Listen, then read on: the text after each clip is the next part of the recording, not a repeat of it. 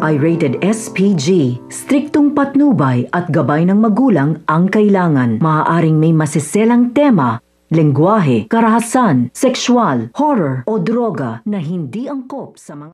Malaki ang tsansa na mabuntis itong si Gina sa isang gabi ngang may nangyari sa kanila nito ni Gerald.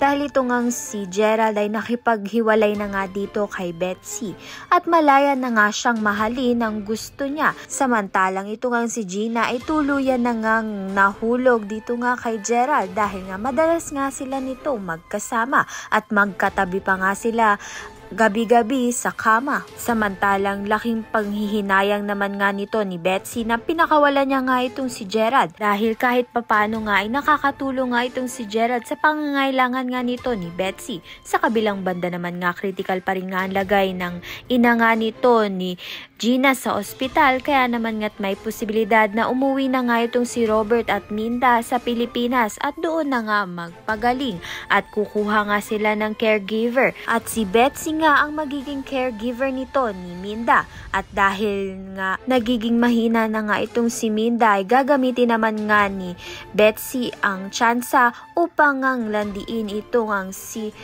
Robert at dito na nga magsisimula ang kalbaryo ng buhay nito ni Gina. Kaya naman yan at iba pa dapat natin pakaabangan. Maraming salamat sa iyong panonood.